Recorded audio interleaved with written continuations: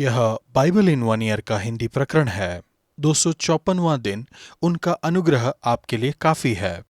2011 में निक वुजिसिक हमारे चर्च की छुट्टी फोकस में बोलने के लिए आए। निक एक उल्लेखनीय व्यक्ति हैं। मैं सोचता हूं कि हम सभी जो उनसे मिले उनके जीवन से उत्साहित हुए और हमें चुनौती मिलती है।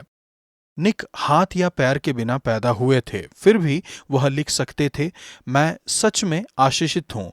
मैं बहुत ही खुश हूँ। एक बालक के रूप में बहुत सी बार उन्होंने हाथों और पैरों के लिए प्रार्थना की। वह एक हाथ या पैर पाकर समझौता कर लेते। परमेश्वर ने उस तरह से उनकी प्रार्थना का उत्तर नहीं दिया जिस तरह से उन्होंने आशा की थी। फिर भी वह लिखते थे, परमेश्वर ने मेरा इस्तेमाल किया अनगिनत स्कूल, चर्च, बंदीगृह, अनाथालय, अस्पताल, स्टेडियम और सभागृह में लोगों तक पहुंचने में। इससे भी बेहतर, मैंने आमने सामने मिलकर हजारों लोगों को गले से लगाया और उन्हें बताया कि वे कितने बहुमूल्य हैं। परमेश्वर ने मेरे असामान्य शरीर को लिया और मुझ में हृदय को उठाने और आत्मा को उत्साहित करने की योग्यता का निवेश किया। परमेश्वर के लोग परमेश्वर के अनुग्रह पर निर्भर रहते हैं। मदर टेरेसा ने लिखा, मुझे नहीं लगता है कि किसी को परमेश्वर की सहायता और अनुग्रह की उतनी जरूरत है जितना कि मुझे है। कभी कभी मैं बहुत ही सहायताहीन और कमजोर महसूस करती हूँ। मैं सोचती हूँ कि इसीलिए परमेश्वर मेरा इस्तेमाल करते हैं, क्योंकि मैं अपनी सामर्थ्य पर निर्भर नहीं रह सकती। मैं दिन के 24 घंटे परमेश्वर पर निर्भर रहती हूँ। यदि दिन में और अधिक घंटे होते तो मुझे उन घंटों में भी उनकी सहायता और अनुग्रह की आवश्यकता पड़ती। पौलुस इस निर्भरता को व्यक्त करते हैं जब वह अपने शरीर में कठिनाई के बारे में लिखते हैं।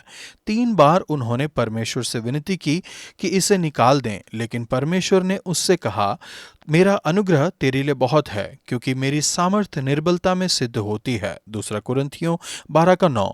उनका अनुग्रह न केवल अद्भुत है, यह सक्षम है, यह पर्याप्त है। संपूर्ण बाइबल में यह मेरा मनपसंद वचन है।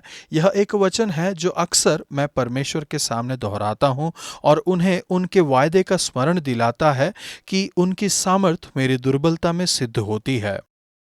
भजन संहिता 106 का 40 से 48। उनका अनुग्रह उनके महान प्रेम से आता है। इस लेखांश में लेकिन एक मुख्य शब्द है। लोग उनके विरुद्ध युक्ति करते गए और पाप के कारण दबते गए।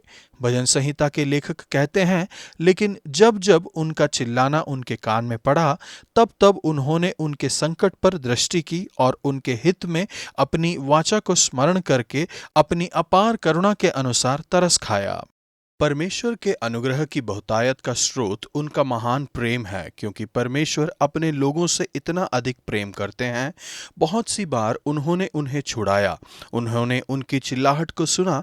कुछ सालों पहले इस भजन के साथ मार्जिन में मैंने लिखा, उन सभी आशीषों को बताते हुए जिसके बारे में भजन संहिता बताता है, जब मैं अविश्वास करता, कुड़कुड़ाता, आज्ञा नहीं मानता, विश्व की मूर्ति की उपासना करता, पाप, गलत काम, दुष्टता के काम करता, तब परमेश्वर क्या करते हैं? वह मुझे कृपा दृष्टि दिखाते हैं, वह मेरी सहायता के लिए आते, वह मुझे आनंद देते हैं, वह दयालु हैं, वह मुझे बचाते हैं, वह मेरी अगुवाई करते, वह मुझे छुड़ाते, वह मेरी प्रार्थनाओं का उत्तर देते हैं, वह मुझे छुड़ाते हैं, वह मेरी उदासी को देखते और मेरी चिल्लाहट को सुनते हैं, वह मुझे उनका महान प्रेम दिखाते हैं। इसमें कोई आश्चर्य नहीं है कि भजन संहिता के लेखक अंत में कहते हैं, इस्राएल के परमेश्वर यहोवा अनादिकाल से अनंत काल तक धन्य है, और सारी प्रजा कहे आमीन। यहोवा की स्तुति करो। परमेश्वर, मैं आपके लिए, आपके महान प्रेम के लिए आपकी स्तुति करता हूँ और आपका धन्यवाद देता हूँ। बार बार मुझे छुड़ाने के लिए आपका धन्यवाद। मेरी चिल्लाहट को सुनने के लिए आपका धन्यवाद। आपके अनुग्रह की सक्षमता के लिए आपका धन्यवाद। नया नियम 2 कुरिन्थियों 12 का 1 से 10। आपको उनके अनुग्रह की आवश्यकता है। हम सोचते हैं कि हम अपनी सामर्थ्य से लोगों को मोहित कर लेंगे, लेकिन हम अपनी असुरक्षितता के द्वारा लोगों से जुड़ते हैं। हम में से बहुत से लोग चाहते हैं कि दूसरे हमारी सामर्थ्य को देखें और इस बात के प्रति व्याकुल हो जाते हैं कि कोई हमारी कमजोरी का पता न लगा ले। हम अपनी सीमाओं के बारे में नहीं बताते हैं, किंतु पौलुस अपनी दुर्बलता के विषय में असुरक्षित होने से नहीं घबराते हैं। पौलुस के पास कुछ अद्भुत आत्मिक अनुभव थे। उन्होंने परमेश्वर के दर्शन और प्रकाशन पाए थे। वह तीसरे स्वर्ग में उठा लिए गए। उन्होंने ऐसी बातें सुनी जो कहने की नहीं और जिनका मुंह पर लाना मनुष्य को उचित नहीं। उनके पास बहुतायत महान प्रकाशन थे। तब भी पौलुस ने इन चीजों के बारे में घमंड नहीं किया। कुरिन्थियों में झूठे शिक्षक उनके आत्मिक अनुभवों के विषय में घमंड करते थे, लेकिन पौलुस ऐसा नहीं करते थे।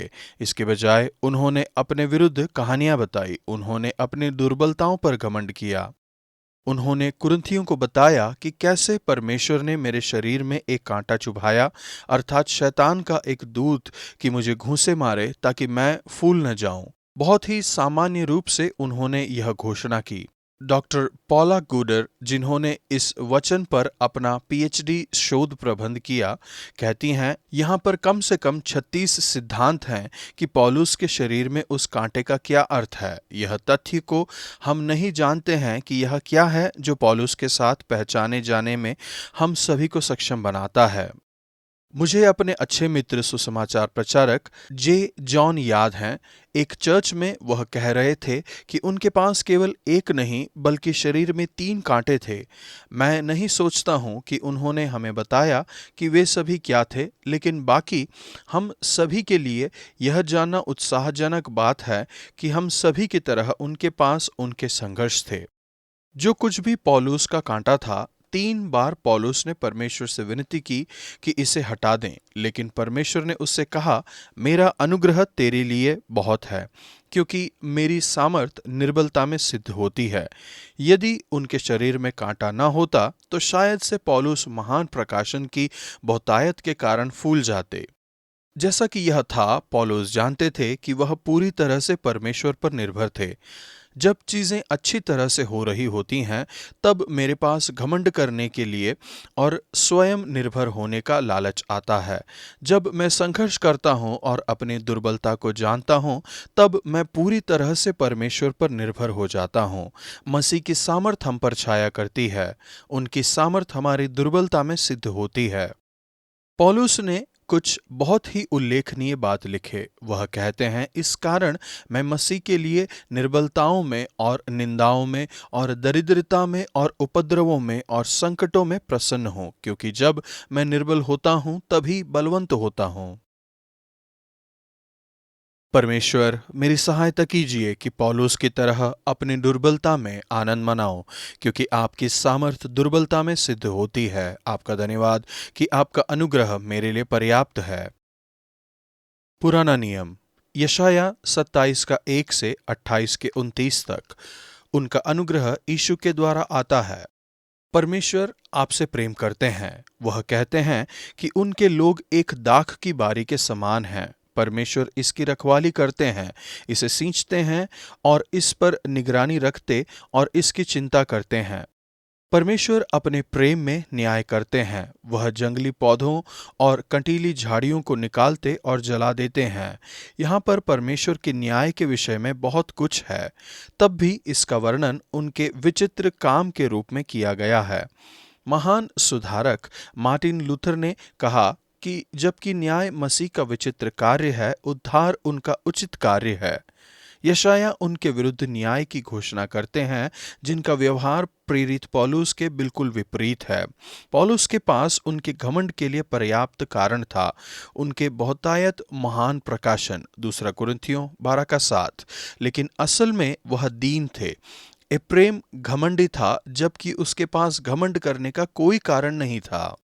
यशाया बताते हैं, घमंड के मुकुट पर हाय, जो एप्रेम के मतवालों का है, जो अति उपजाऊ तराई के सिरे पर दाखमधु से मतवालों की है।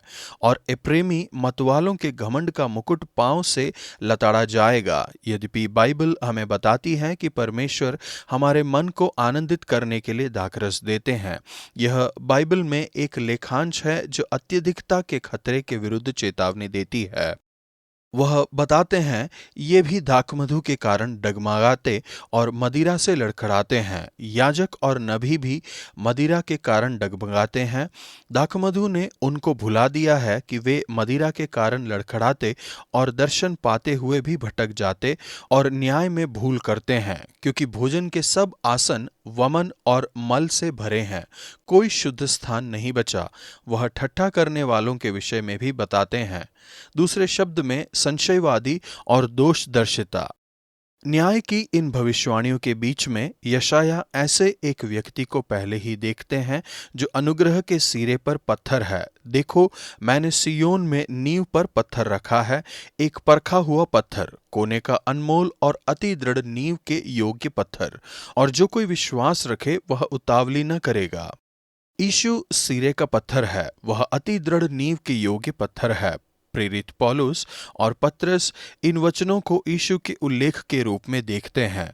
वह है जिस पर जीवित पत्थर का चर्च बना हुआ है। परमेश्वर ने उसे चुना है, लेकिन मनुष्यों ने उसे नकार दिया। जो कोई यीशु के पास आते हैं वे कभी लज्जित न होंगे। वह आप ही हमारे पापों को अपनी देह पर लिए हुए क्रूस पर चढ़ गए, उन्हीं के मार खाने से तुम चंगे हुए थे। यीशु हमारी दृढ़ नींव है। जो उनमें विश्वास करते हैं वे कभी निराश नहीं होंगे।